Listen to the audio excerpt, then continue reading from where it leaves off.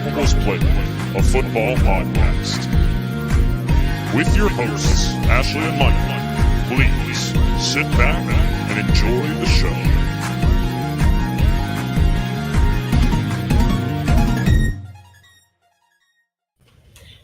Hello, everyone, and welcome back to the Undroppables Playbook, a football podcast presented by the Undroppables and sponsored by Analyst Depot. I am your host, Ashley. This is my other host, Michael Duncan. How are you? I'm wonderful. Yeah. AJ Brown is wearing a Hurt season hat at his first day of training camp, and they took Step Brothers pictures together. So I am thrilled, and the vibes are great. Nick Sirianni was wearing a Jalen Hurts shirt. So as of right now, I'm convinced we're going 17-0 and winning a Super Bowl. So I didn't know they took Step Brothers pictures. Now I feel like I need to go look those up. I retweeted it. So for anyone who also didn't see it, they only took the one, I'm pretty sure. But regardless. That's incredible, though. I love that. So all teams have reported to training camp. So our series is going to change a little bit that we're doing from training camp storylines to preseason storylines that we're looking at going into the season. I think that's right. Because if it makes you feel better, that's what I thought it already was. Oh, I thought it was like things to look out for in training camp, but we'll call it. I think it was just things to look out for to start the season. Okay, great. So now we're on the same page. I finally got up. Awesome. Before we jump into everything, we missed last week. And that is because I didn't say anything the week did it before. For a good reason. I know I finally did do it for a good reason. I was in Los Angeles. I was calling both of us out. Yeah, whatever. I was in Los Angeles with a group called Galvanize, which is ran by Laura Oakman. If you've been watching this show for a little bit, we had Laura Oakman on the show a couple months back. Laura runs Galvanize, which goes to a couple NFL stadiums a year and brings along 20 aspiring female reporters, or not even reporters, women who want to work in sports. And they get a chance to meet with the rookies of the team they are going to, get a chance to, basically learn how to, be a good person working in sports. And a lot of that is with vulnerability. And Laura has talked about that when we had her on. But it was incredible. I got to go to the Los Angeles Chargers. I got paired with a rookie, got to talk to him and share his story, got to share a couple of my own stories, and got to do my first on-camera stand-up interview, which was awesome. I probably should have sent you the video. I sent you the video, right? I was going to say to play, but honestly, I don't even like that. Yes. Yeah, but you also sent it with like an angry message. Yeah, I did. The more I like it better now. I don't like it. I like it better now. I didn't love it at first. Okay, well you can't change your mind every 3 days, or I would have showed it. I changed it once. No, you were like, I love it. It's great. I'm gonna send it to you. I was like, okay, cool. And then you sent it to me a day later, and you were like, I hate it actually. And I was like, no, I didn't say I loved it. I said I didn't like it. No, you did. What? I said you were very optimistic about it, and you were like, "I nailed it." Because I hadn't seen the video. Okay, but I'm saying when you first told me the story, when we were on FaceTime, you were like, "I nailed it. It was great, and I love it. I can't wait for you to see it." And then you sent it to me, and you were like, "I hate it." I also have I'm not going to mention it again. I have never seen myself like in an official on-camera role, so I think for me it was like getting used to it. It's okay. It's decent. It was the first time I ever did it, so I've been learning to cut myself a little bit of slack. But it truly was an incredible experience. I got to spend the day at the Chargers training facility in Costa Mesa. And it truly was really incredible. I met a bunch of great women. I talked to you about it. I believe we'll have 1 or 2 of the women come on eventually. But it was really incredible. And any of the women who watch this show who are aspiring even to just be on camera and do content creation, reach out to Laura, see if you can get a spot, because genuinely it was like one of the most life-changing experiences I've ever been a part of. And it was so, so much bigger than football. And I got to go to LA for the first time. So it was a great trip of firsts for me. It sounded like fun. It did. I wish I was a woman so I could go. I know. You said that when I FaceTimed you, that you were like, honestly, for the first time, I'm kind of jealous of being a man. I wouldn't say it's the first time, but definitely, I don't often feel that way. But regardless, Galvin and I sound like a lot of fun. And obviously, we talked to Lauren on the show, and she was very nice. I really liked her. She was very knowledgeable. So I'm sure you learned a lot. And next week, I'll show your thing. Okay. I was trying to figure out if I could get away to do it right now, but it didn't seem to want me to do that. So that's fine. Don't worry about it. Anyway, after that, I'm back home now. We're back on the show. We can jump into a couple of news tidbits. A lot of the news this week was training camp related for those teams that reported earlier in the week, end of last week. So we're really not going to jump into those storylines as much. Those are more so the very available stuff, not as important. You and I have a lot of conversations about how much we should weigh coach speak and training camp press conferences. So I don't want to really dive into that too much. And you should be able to find a list of a whole bunch of injuries and people sitting out online. So we're not talking too much about that. But some of the key news is that the 49ers said beginning of the week that they are 100% full speed ahead with Trey Lance. They are not including Jimmy G. When they, were asked questions about, do you think Trey Lance can handle that? They said 100%. I know Jimmy G was going through with a new physical, I believe, after his shoulder surgery. So there's a possibility. Yeah. So there's a possibility that with the new past physical that he could end up somewhere. So you can keep your eyes open. To go along with that, they did report that Kyle Shanahan, John Lynch, and Jimmy Garoppolo all sat down in a room and talked for a couple of hours earlier in the week. And I don't know if they necessarily came to the decision as a group, but the decision was already made, and they more just wanted to talk to Jimmy about it. So yeah. So it is Trey Lance season. Julio Jones is now a proud Buccaneer and adds to the very crowded wide receiver room over there. I like it because it gives a little bit of a buffer for Chris Godwin to come back. He has started. I don't believe he's on the PUP, right? I believe it. Am I wrong? I don't think he's on the PUP. So he's on the mend, but more so with an injury like that, you don't want to rush back into it. So it's giving them a nice little buffer period with Chris Godwin. But that wide receiver room is and always has been since Tom Brady went there full, very full. Yeah, I'm intrigued to see if it matters. I mean, I love Julio Jones. He's one of the greatest, wide receivers of our generation for sure. But I think he might be washed. He's always dealt with injuries, but I don't know if he's at the point anymore where he can really come back from them. I'm sure when he's on the field, he's going to be good, but we'll see how much he's on the field. I don't know. Yeah. It's Tom Brady, so who knows? Yeah, Tom Brady can make a star out of anyone, but that you answered my question before I even got to ask you. That's what I was going to ask you. Kyler Murray got a new contract. Let me just pull up the official. So his contract extension came through. It is worth up to $230.5 million, with about $105 million guaranteed at signing and $160 million guaranteed for injury.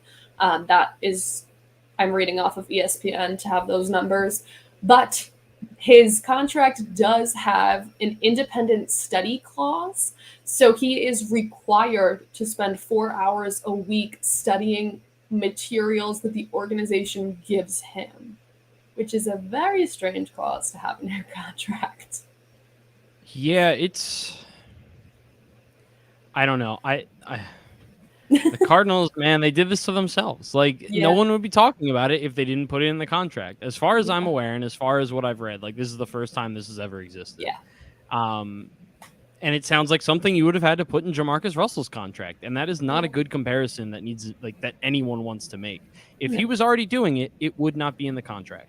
It's the same way that rules work. Every rule exists because it needed to be put in place, or people would keep breaking it. Yep.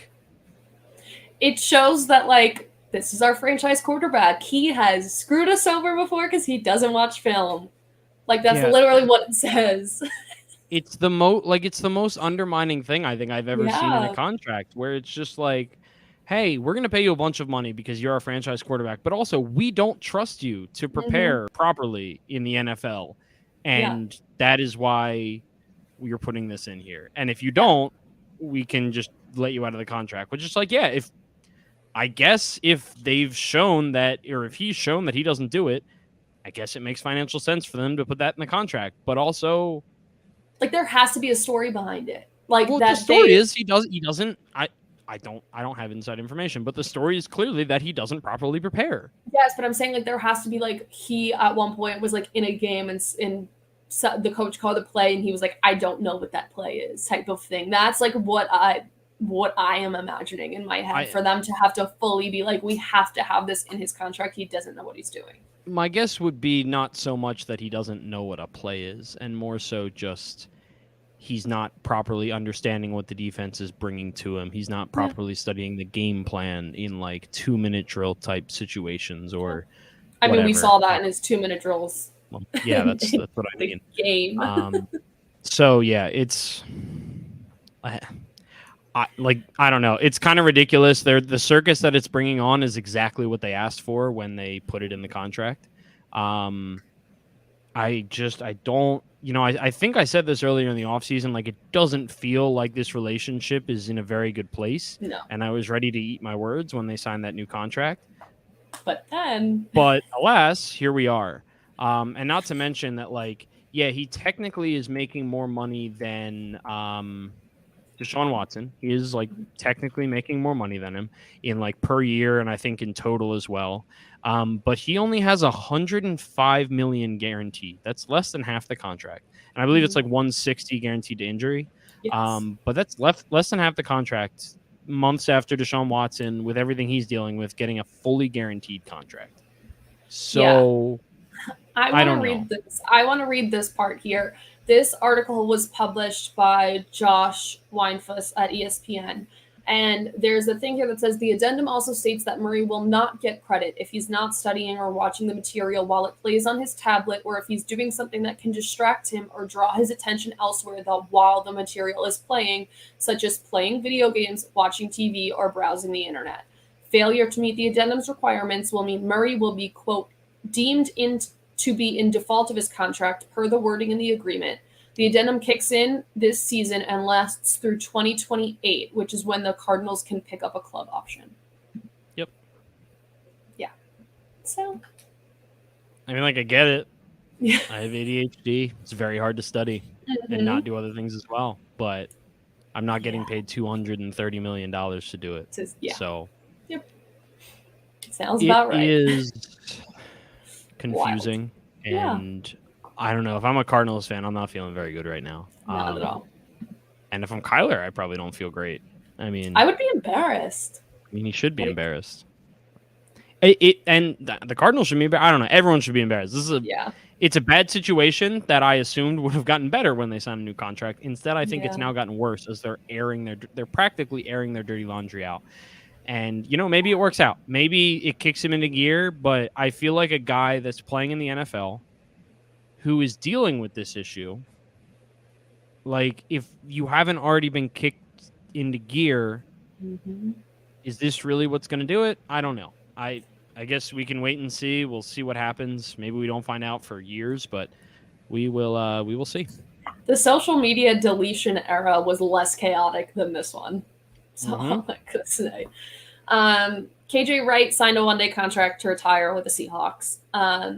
Michael Thomas is back. And I mean, backtrack on my don't love coach speak thing, because it's not really coach speak, and it's more so videos that I'm seeing. He looks pretty good so far.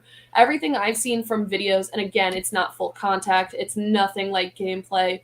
But he's moving better than a lot of people anticipated. And that is intriguing. Any thoughts on Michael Thomas? He hasn't played football in like over 600 days. Exactly. So I'm not getting so high on it, but my thing is he's moving better than I expected. That's what I mean. As much as I'd like to trust you, I can't let you be my defining, like, well, Ashley thinks he's looking better. And that's not an insult to you. I don't really care who says it. When he plays football, great. But there were times last year when he looked great. And also, I come to you as a Sixers fan who has watched so many videos of so many players that are, quote unquote, looking better. Yeah. I remember when Ben Simmons could shoot threes in practice and they looked better. Now, this is a very different situation. Remember when Ben Simmons could play at all? Yeah. Yeah, I do. Also, Markelle Fultz and his shot got better. That didn't work. But regardless, when he gets on a football field, if he looks like the old Michael Thomas, great. Until then, I'm not buying into anything because I have no reason to. It's been 2 years, maybe more. I don't remember the exact amount of days. So very long time. I'm just going to answer a question because I wasn't in the little comment section over there from our undroppable Brad. The pink jacket was mine, but it worked very well with the galvanize. Ashley, who did you ask for advice about which jacket to wear? I did ask you. Oh, and which one did I say? Did I say the pink one? Said pink. You said no, pink. I didn't. I said the blue one. Oh, you said blue. Sorry. I asked. Yes. So you I wore sent the it pink. to Laura. I sent it to Laura too, and then I sent those to Laura. This is the argument we've had. You cannot say that because Laura's the one running it, who actually has experience with on-camera interviews. No.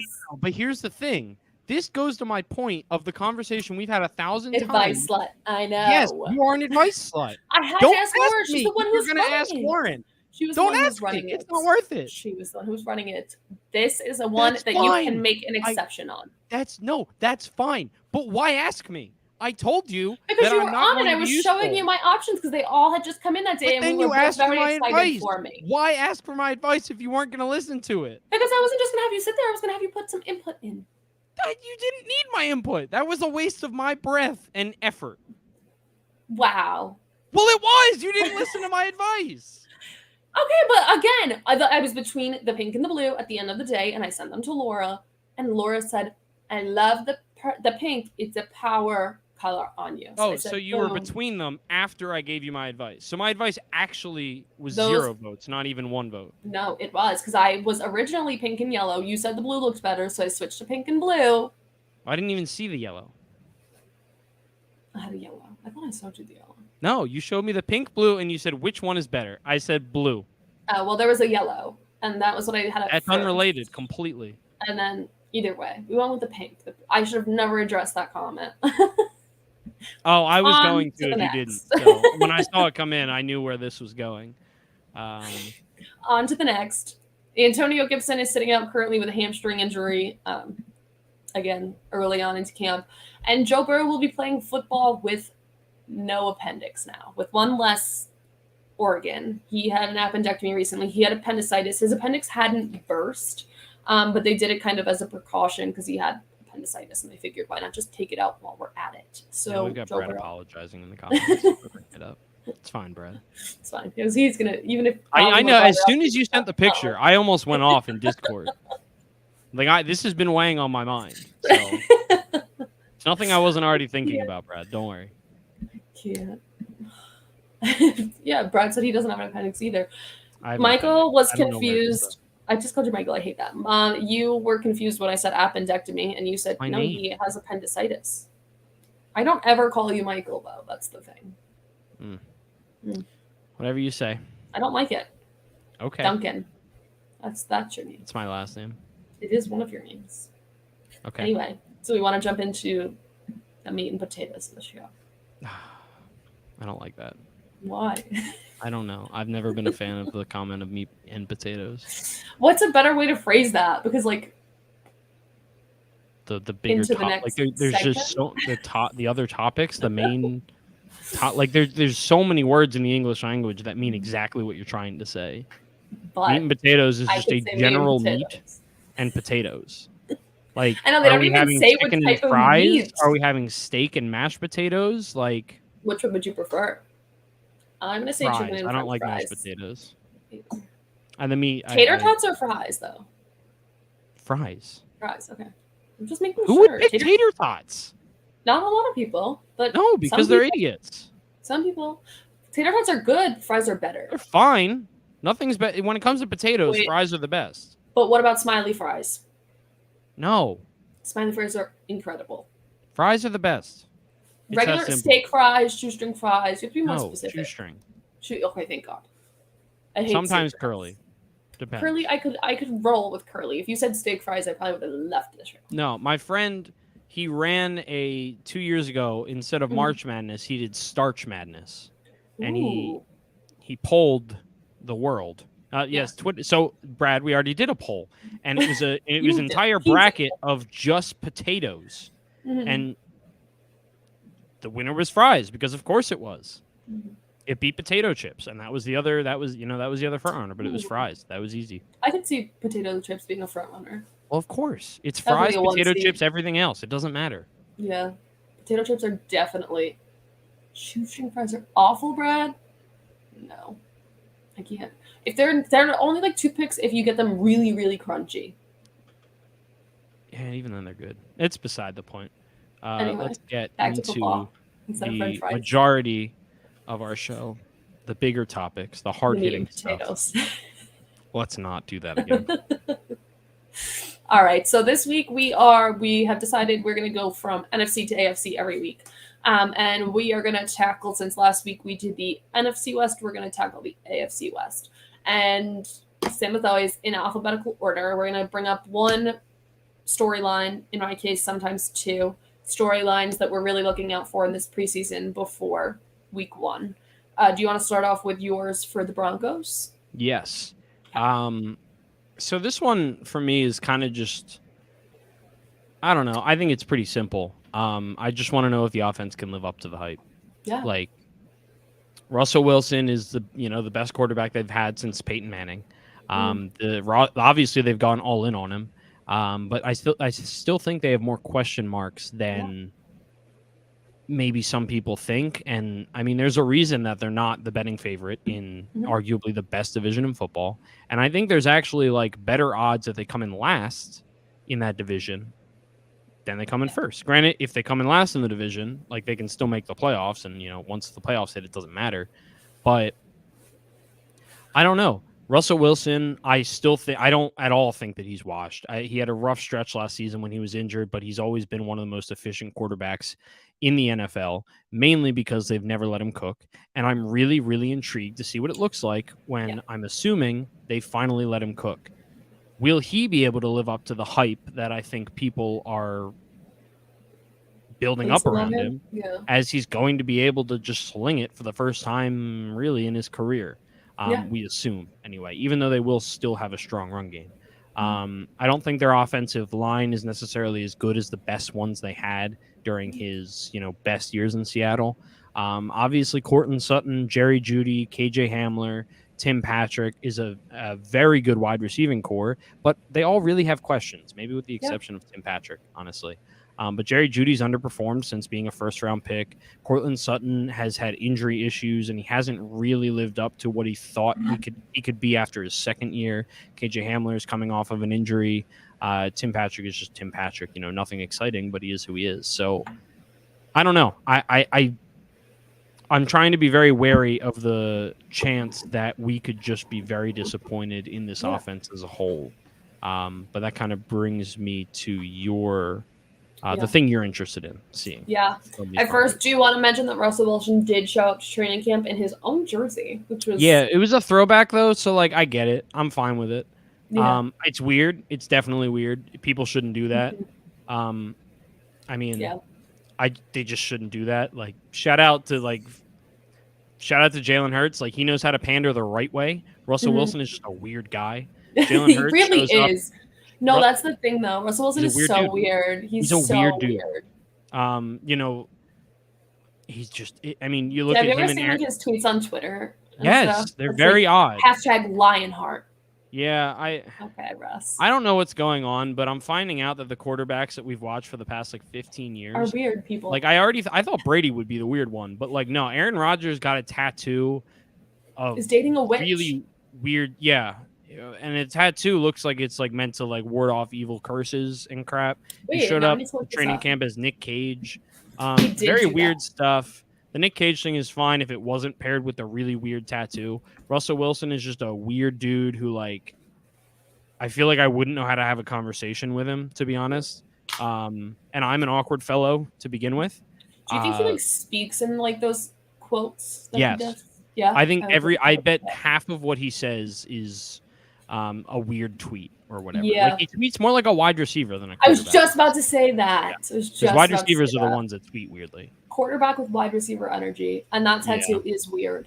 Yes, it is very weird. You know what it is? It's like a birth chart with a whole bunch of astrological signs, and then 2 lines and an eye.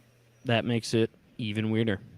Very strange. I guess maybe not even weirder, but yeah, I don't know. I think Jalen Hurts does the pandering the right way. He shows up in like a Randall Cunningham jersey. He showed up in like AI. I'm pretty sure.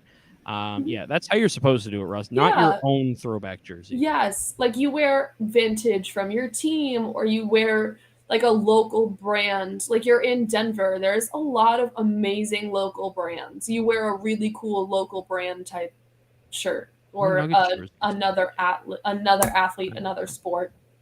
It's very weirded out, but he is a strange person, and I also agree. Even though I'm a little bit weird, I don't think I could hold a conversation with him. And like, if he wasn't a weird guy, I'd almost give him a pass for it because I'd be like, "Oh, that's funny." Yeah, but no, he's weird. Like he didn't do it to be funny. Yes, he did it because he's kind of just a weird guy. So and again, great still quarterback. To Sierra, seems like a really good dude. Seems like a great dude. Still a weird guy. He does. He does. Anyway, and he's still married to Sierra. You wanted to talk about Javonte Williams. I did want to talk about Javonte Williams. So my question was, can Javonte Williams fully step up and stay ahead of Melvin Gordon in the depth chart in the offense? As of right now, he is their RB1. And that seems to be the way it's trending to stay. But I'm curious throughout the offseason if there is anything that sets him back and puts them more on an even playing level rather than having Javonte as a clear-cut one. I don't know. I think Javonte Williams could stay ahead. Melvin Gordon is aging and losing a little bit. I mean, he still has speed, but he is losing a little bit of his touch with it. But that's probably what I'm looking out for most. Again, other than I had a feeling one of us was going to mention just the general offense as a whole and Russ's hype. So that's more targeted storyline I'm looking out for. Yeah, I mean, they had like a literally as close to a 50-50 split as I think you could possibly imagine last year. And Javonte Williams is he's a talented guy. He showed a lot last year, but they also used Melvin Gordon a lot. So I think that's that's something I'm really looking forward to seeing in training camp because coaches aren't fantasy players. They don't really care about your fantasy team. They're going to do what's best for their team. And if a 50-50, the 50-50 split worked well last year. But Russell Wilson also isn't the type of quarterback to really dump it off too much because that's when he tucks and runs. So we'll see. It'll be different for sure. Yeah. I think the RBs as a whole could see less targets, less carries. So seeing how it splits will be interesting. On to Kansas City. I guess I could start this time. My one is, what does Juju look like? Coming off of injury, coming off of having Ben Roethlisberger as a quarterback. I am curious to see what he looks like now. I've seen a couple of videos from training camp, a couple pretty good catches, but seeing if he can stay healthy and what he looks like in a functioning NFL offense currently. So I do think I can help you with that a little bit. Okay. And that is because that is what Juju looks like. That was a good joke. For anyone listening to a podcast, I pulled up a normal picture of Juju Smith-Schuster. So I thought it was pretty funny. I imagine that people are laughing at their home right now. Definitely. And they thought it was hilarious. But yeah, I agree. Juju, he came out of the gate in his NFL career and he was incredible. And he was really, really young. About as young as I think we've ever really seen.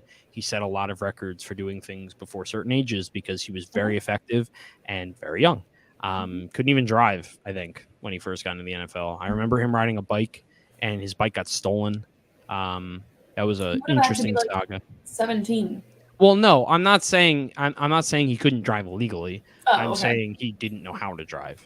I don't know if that's true, if he just didn't have a car or just didn't want to drive, but he rode his bike everywhere. He just likes bikes. That's what I'm saying. I don't know if he couldn't drive. He lived close and it was more economically feasible for him. Well, his bike got stolen, so. That's sad. Yeah. I don't think he could drink when he first got in the NFL, though. Yeah, that's what I think it was. But regardless. And then as well, obviously the Antonio Brown saga played out. Juju was faced with being the number one wide receiver in the offense, the number one option. And between that and injuries, like he really just hasn't been the same player that we were kind of hoping he would be earlier in his career, because it looked like he was ready to dominate in the NFL for years to come. Yeah. So yeah, I'm also very intrigued by that. And to go along with that, the thing that I'm most interested in seeing is Patrick Mahomes without Tyreek Hill. Yes. And obviously Patrick Mahomes is insanely talented. But I'm really looking forward to seeing what it looks like when he doesn't have one of the fastest, most elusive wide receivers in the NFL as his running mate. Like Patrick Mahomes, some of the most incredible throws we've ever seen are when the play breaks down and Tyreek Hill is able to just go down the field or cut across the middle and get open because he's just faster than everyone. And Patrick Mahomes can make throws that we just are not accustomed to seeing. And without Tyreek Hill to do that, like, yeah, Travis Kelce's there, and Travis Kelce's going to be incredible, and that's really, that's not going to change. But he's not the same thing as having Tyreek on the field. Having Tyreek on the field means you have to double him with a safety. You just have to play that offense bigger and differently, because that's what he brings to the field, and there's not someone there. Like MVS, Marquez Valdez-Scantling, is good. That's great. Awesome. He was playing with a Hall of Fame quarterback in Green Bay. Yeah. He was playing with a Hall of Fame quarterback in Green Bay. Like, maybe he gets better, but he's not going to be Tyreek Hill. Juju Smith-Schuster has already shown what it's like when he's the true number one wide receiver. And I'm not going he can have a very good season, but I'm not going to, he can't change the way the defense plays the offense the way that Tyreek can. So how is Mahomes going to adjust to that? How is Andy Reid going to adjust to that? How is the offense as a whole how are they going to suffer from a efficiency standpoint? Because Tyreek Hill, he's the type of player that can cover up a lot of deficiencies elsewhere in their offensive game plan just by having the skill set that he has. He doesn't have to catch 10 balls in a game to have one of the biggest impacts of any wide receiver in the NFL. But yeah. Also, someone who's commenting, just real quick, Shoestring what? It's not onion slander. It is, they were talking about French fries. We had a long debate about potatoes earlier. So we did. Anyway. My one thing I wanted to add off of that is I think if one person is going to fill in, and I'm not saying he's Tyreek Hill, but any manner, but fill in the type of role that Tyreek Hill had, I think it's Sky Moore on that offense, because he is fast. And all the film on him has been incredible, and I think if anyone could maybe help alleviate the pain of losing Tyreek, and I'm not saying they're in pain, but just the loss of Tyreek, then I think it would be Sky Moore. I tend to agree, but that's if he works out. Yeah. And it's the latter half of the season, as we often see with rookie wide receivers. Yeah. So there could be a lot of growing pains early in the season. Andy Reid said he is a wide receiver built like with running back legs. Yeah, well, I love that. Okay, like as much as I don't put a lot of weight in coach speak, some of the sayings that they come out with during training camp, like that, is just gold. Oh, I mean, yeah, they're great. They're funny. They make good memes normally. But that's like the best thing that comes out of them is the meme. So I try not to put much stock other than that into it. Usually anyway, unless it's in Philadelphia, in which I will buy into everything. The Sixers, for instance, are winning the championship this year because they all had dinner as a team last night. So they're winning. There's no way around it. And the Eagles probably are too, because AJ Brown was wearing a Hurts season hat. So I don't. Yeah. In order to do that, you will have to beat the Giants, which I am fully convinced will win the Super Bowl. So that is the. In order to do that, we have to beat the Giants. Wow, that's like saying in order to get in my front door, I have to beat up a kindergartner. Honestly, I don't think you could fight that well. So I think I could probably beat. Look, I have little cousins. Kindergartners are ruthless. Yeah, I've fought them. My little cousins. I know. Yeah, I win. So I'm just saying, when history shows that we win as much as we do. Sore from fighting. What? Yeah, it doesn't matter if I'm sore. I got in my front door. We're gonna be sore after we play any game of football. It doesn't mean we're not gonna win. Yeah, I don't know. I'm not fully convinced if you could beat a kindergartner to get into your front door. All right. Well, next time I go to my cousin's house, I will videotape me fighting. Please. Even though I'll say it doesn't mean anything, the same way you do about my height. Even though when I send you pictures and videos, you say doesn't matter, still short. You are. So you can show me a picture of you beating them, and I'll say it doesn't wouldn't be matter. a picture; it'd be a video. It'd be video. Okay, evidence. great. I will still say doesn't matter. You'll still lose. So the Las Vegas Raiders. Indeed. Yeah. So the thing I'm really interested in is their new head coach, and that is Josh McDaniels, formerly of the New England Patriots, formerly of the Indianapolis Colts for about 10 minutes, formerly of the Denver Broncos for, I'm not even sure, it was 2 full seasons technically. But yeah, oh gosh. I'm really intrigued to see if he's grown up since his time with the Broncos. And by grown up, I guess I mean more so just like deflated his ego a little bit. Yeah. It's not like I was in the room with him, but from all the reports that had come out during his time with the Broncos, everything was very based upon like, he's going to do what he wants. And he's going to make this team a competitor. He's not concerned with the players. Like, he wants people that are going to do things his way, all that kind of stuff. That didn't work, clearly. I'm pretty sure like the first thing he did was trade away Jay Cutler. It was either in his first year or in his second year that he did that. Not great. He did not make it through his second full season as the Broncos head coach. He did get hired by the Indianapolis Colts, only to then rebuke that contract 2 days later. They obviously ended up hiring Frank Reich. His journey to becoming a head coach of the Las Vegas Raiders has been very interesting, very eventful. He's obviously got a quarterback that is already there, has a long history in the NFL and a decent amount of success. I think that he's actually been more supportive of Derek Carr, generally speaking, than John Gruden ever was, which is a bit, I guess, odd. But obviously they got Devante Adams, and they've brought over some of his guys from the Patriots, as well as reworking some pieces along the defense. But I'm really interested to see how much it looks like he is just another one of those Bill Belichick assistants that never seem to work out. I hate Joe Judge. You can add that to your counter. He sucked. Matt Patricia, terrible. The list goes on and on ever since Bill Belichick has been one of the best coaches in the NFL. There's been very few of his disciples. A very successful head coach. The Brian Flores was probably the best one. Yeah. I forget that he was. I believe Dable was technically from that coaching tree, but he was also an offensive coordinator under Sean McDermott, and he hasn't actually been a head coach, not officially yet. Not in a game. So no, he hasn't had a ton of success from any of his disciples. So I don't know. Josh McDaniels, the Eagles interviewed him, and they apparently interviewed him for a very long time. I was not excited about the prospect of hiring him because I don't like his personality. I don't really like what I've heard about him as a person. And he's like a lot of the other Bill Belichick guys. He just seems like the kind of guy that'll get burnt out really quickly, and all the players will turn on him very quickly.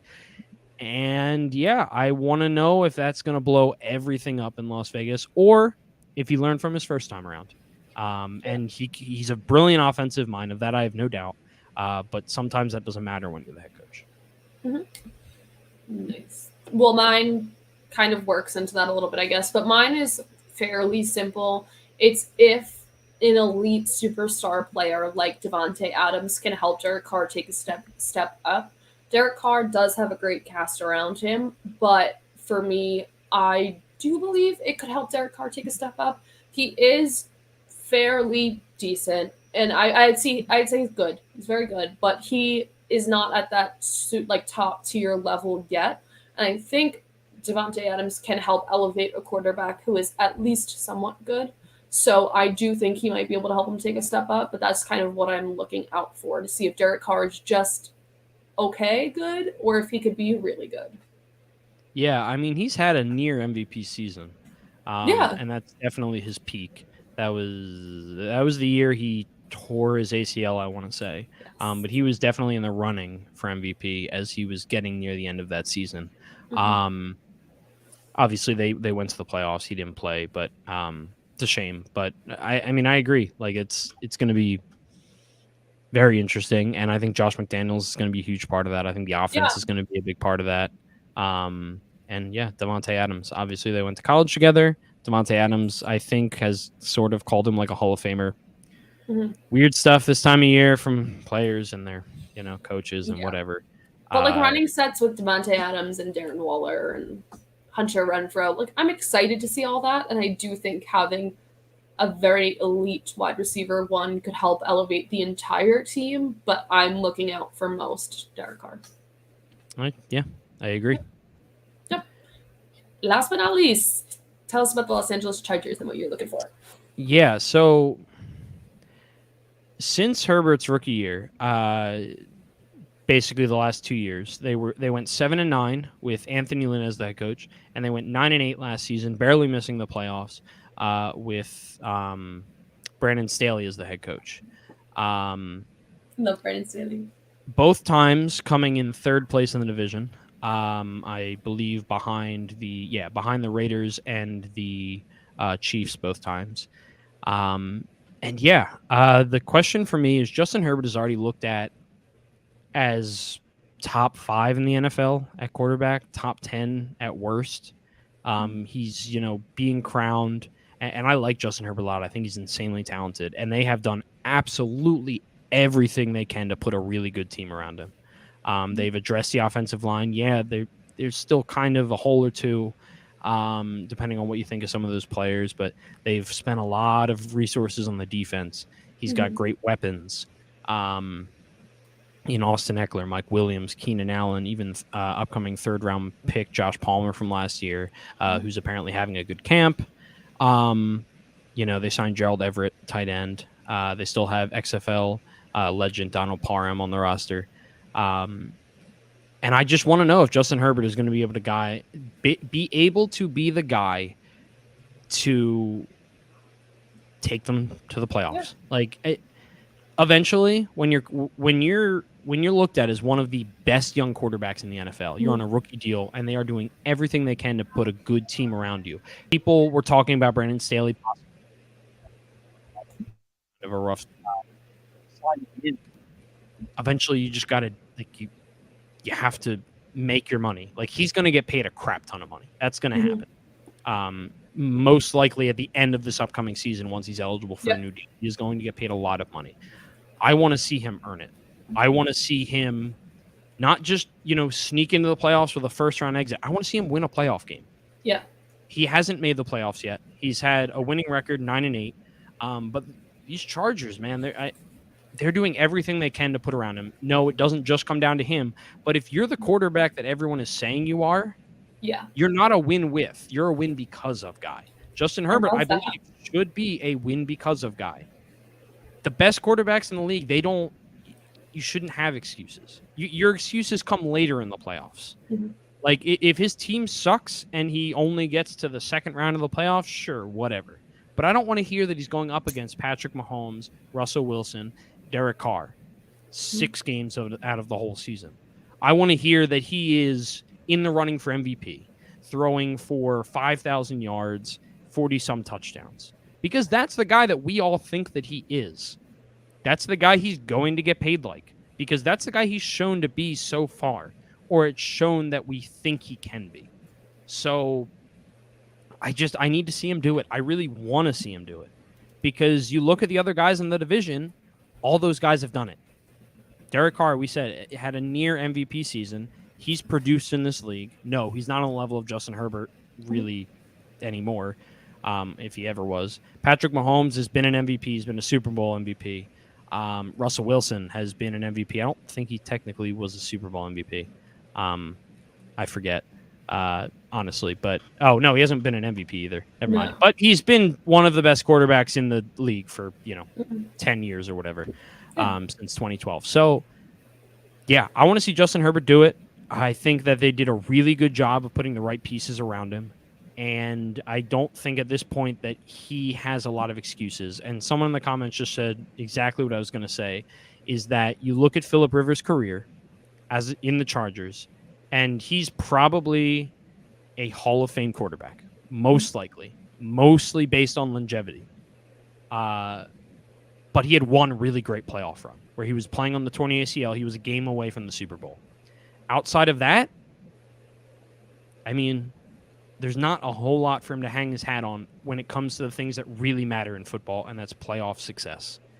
So, yeah, I want to see Herbert say that I'm not that guy, and I'm going to be the guy that's going to make the Chargers feel really good about paying me a crap ton of money at the end of this offseason. So, yeah, that's and honestly, that may be one of my favorite things I've ever heard you say, and it's not a win with, but win because of. And I think that's an excellent way to phrase it for him because he has so much of that potential, and that's what everyone has hyped him up to be, and he just hasn't lived up to it yet. And I think he can. I think a lot of people think he can. It's just a matter of if he really can and when. And like you mentioned, they put a lot of incredible pieces around him, but one of mine is about the running back position. The Los Angeles Chargers have incredible depth at the running back position right now. For me, though, I do think they have great depth there. I think they have players. You don't think it's bodies, like quality depth? I mean, if take away the drafted rookie and how like the reason Austin Eckler got the workload he did last year was because the depth wasn't good. Joshua Kelly has shown nothing outside of like a 2-game stretch in his rookie season. Yes. Justin Jackson has been the main backup for a couple seasons now. He's not even on the roster. Yeah. So, I don't know. I still think it's okay. I won't say incredible. I'll say decent depth. But for me, the key of that depth is Isaiah Spiller. And he was a draft pick of their second round, right? No. Third? Fourth, I think. Really? I thought it was. I'll double check. I don't know. Okay. I don't remember. So their recent draft pick, Isaiah Spiller, they did spend some fairly good capital on in the draft. Fourth round. Okay. And my question is, will someone like Isaiah Spiller take a heavy cut into Austin Eckler's workload? Austin Eckler had the entire backfield to himself and did almost all of the snaps last year, but having someone who, again, is young, is not legally able to drink. He is 20 years old.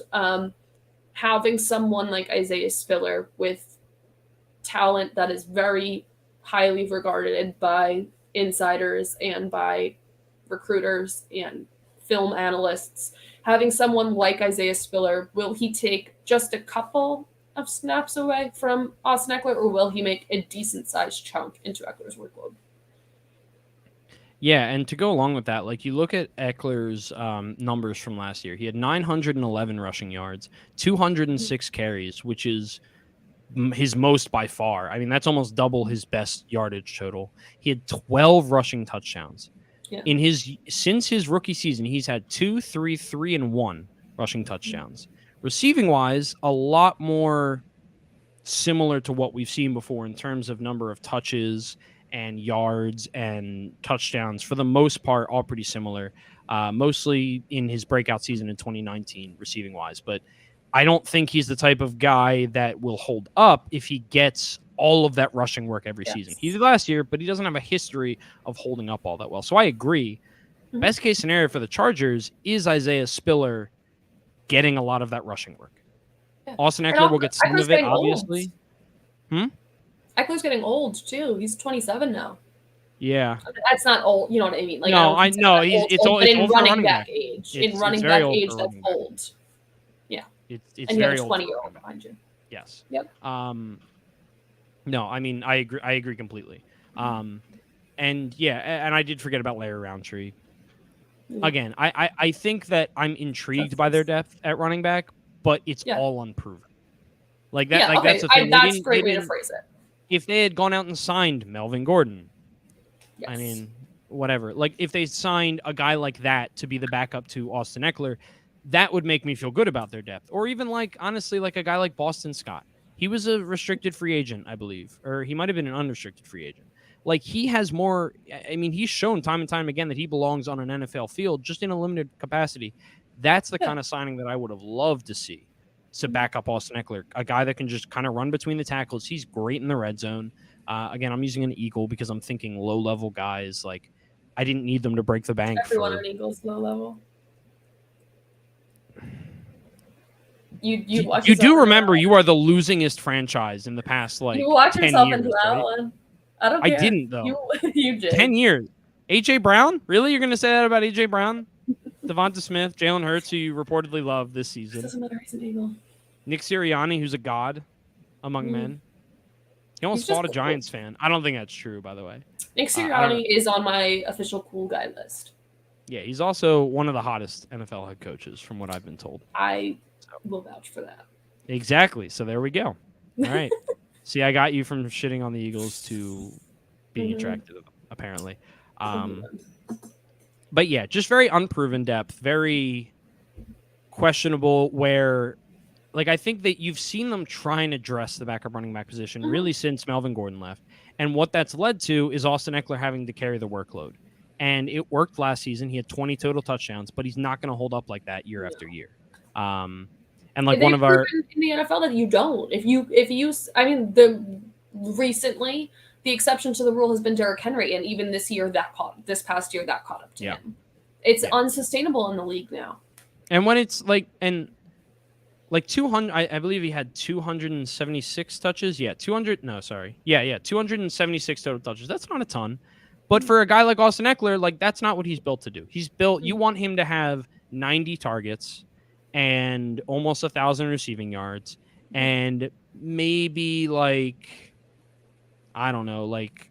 more like at most 150 rushes. I was going to say sub 200, sub 200. Probably more closer to the 130. That's what you want ideally, but it's only going to happen if you have a good backup that's actually not losing you the game by putting him in and giving him touches. And he has to prove that he's good in pass protection too. So again, Austin Eckler doesn't have to be in there taking unnecessary hits. Do you think Isaiah Spiller will take a cut into? I mean, we're expecting somebody to take a cut, but do you think Isaiah Spiller is going to be that person? I mean, yes, because it's not going to be Larry Roundtree and it's not going to be Joshua Kelly. It's either Isaiah Spiller or it's no one as the roster stands right now. So I mean, I hope for Austin Eckler's sake, I hope it's Isaiah Spiller, but as of right now, we don't know. And I do want to go back just a second real quick because I saw a comment, but also let's slow it down for his third season talking about Justin Herbert. I do want to be clear. I love Justin Herbert. I do think he's that guy. I do think he's that good. I do think he is a win because of quarterback. And I'm not at all cursing the rest of his career. But, that's just what I'm intrigued to see if he can take that next step this season. Because I do think that if he doesn't take that next step this season, people are going to start talking about it. Yes. I didn't need him to win a Super Bowl in his second year as a starter like Patrick Mahomes. I didn't need to see that. But I mean, again, Philly is a very special case when it comes to fans and media. But Carson Wentz went out and had an MVP season in 2017. Obviously, we won the Super Bowl. In 2018, he gets injured again, doesn't play in the playoffs. His first playoff game came in 2019, I believe. 2019 or 2020. I forget. We missed. No, 2019. Where he did will them, and then he got injured in the playoffs. And it's the conversations had long since started about whether or not he can be your franchise guy. Justin Herbert is going to get paid him a lot of money. He has a lot of natural talent, and I think he's an incredibly hard worker. But the conversation will start if he doesn't show some form of playoff success or hope this season. So that's all I really meant by that. I didn't want that to come off the wrong way and say that I'm bashing Justin Herbert before he's even taken a snap in his third season. I don't want to speak for you, but I think you're not saying you want him to get all the way to that level, but just show that there's a possibility he could. Right? Okay. Yeah. I would love to see him win a playoff game. But if he goes out there in the playoffs and puts on a great show and plays a really good team, it happens. But he needs to if they miss the playoffs again, show progress. If he misses the playoffs again and it just, eventually it doesn't matter. I mean, you're going to run out of excuses as to why you're missing the playoffs. So, yeah. Awesome. So I think that about wraps up our show for today. Anything else to add before we conclude? I'm sorry. Was that a question? I zoned out for a second. Yeah, that's the question. What was the question? We're wrapping up the end of our show. Is there Yeah. anything you want to add before we wrap it up for today? We're a couple minutes early, so we can either wrap up or if you want anything you wanted to add. Oh, there was something that I wanted to talk about, and I forget what it was. So that's really good. Mm-hmm. You know what I can do? I can show your video because I did. Oh, can you? Yeah, oh God, you didn't prepare me. No, that's okay. It's better this way. Let me find it. There it is. All right. So obviously, if you are listening to this as a podcast after the fact, this is not going to do as much for you. But you can feel free to find us on YouTube, where you will be able to see. Wait, don't play it yet. Okay. I just want to add something. Yes, find us on YouTube. But part of this is I did write this myself. So part of doing your stand-up, part of the assignment is the night before you get the instructions of how long it's supposed to be and just that it's supposed to be what we're doing at Galvanize and with the Chargers. So I wrote this by myself. It wasn't a script that everybody read.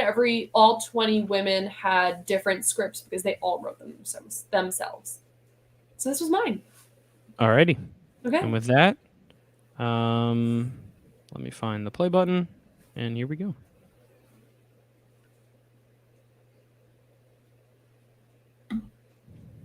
Sound would be good too. Can you not hear sound? No. Well, that's confusing. I hear it. Well, I can play the sound on my phone while you. No, that's a horrible idea, and I hate it. We'll play it next week once I figure out why. Well, now you totally prepared me for this. Well, it was supposed to. I can hear the sound. When I can hear the sound, that means you're supposed to be able to hear the sound. No, remember we've done this before where you played a YouTube video and I couldn't hear it, and then you had to hit a button. Yeah, I don't know what button I hit. I'm pretty sure I just unmuted. I'm pretty sure I just unmuted the YouTube video. I don't know. I think that was a much more. This is I think because it's a .mov, it's probably kind of weird, or it's probably a sharing issue. I'll figure it out for next week. Well, saw. Now you can live with the excitement. So very sorry for everyone that told me there was no sound. I know we teased everyone. I heard it. I thought you sounded good, so I could just repeat all the lines. Thank you. I know. I could just speak it. Yeah, I don't think anyone wants either of those. So we'll show it next week. Next week. I can also tweet it out beforehand, so we can start this way. At this point, you should probably just tweet it out after this show. I'm going to. I got it back 2 days ago, so I'm going to tweet it. And I got my pictures back today, so I'm going to tweet out a couple of things about it. Ashley, where can they find those tweets when you tweet them? Yes, they can find them on my Twitter at Ashley_Marie with 2 A's and Ashley at the beginning. Where you can find the rest of my content is with the Undroppables on the Undroppables, TikTok, YouTube, and Discord, because we have a premium Discord subscription, which is only $3 a month, and you get access to all our premium channels for betting, fantasy advice, and just getting to talk to all of the Undroppables. And here, every Wednesday night, 8 p.m. Eastern Standard Time. How about you? I'm on Twitter at mpduncan75. I tweet a lot about the Eagles and the Sixers. He does. You can see the Step Brothers picture that he retweeted that I'm going to look at afterwards. And how sad they make me on a yearly basis. But yeah, so you can find me there. You can find me in the Undroppables Patreon, occasionally answering questions, occasionally harassing other Undroppables because I get bored. You can also find me here every week, almost every week during the off season. Not every week during the off season, but most weeks. Wednesdays at 8 p.m. Eastern Standard Time, and also as the producer of the Undrafted podcast, hosted by at Dino Game Theory, Jax Falcone. If you are interested in Dynasty Fantasy Football, that's a great podcast to listen to. It indeed is. Yeah. And cheers. You were drinking an Eric Ganset, and I was drinking wine tonight. We don't usually have a beveragino. I almost always drink a beer. Yeah, I feel like I never noticed that. No, you never do. No.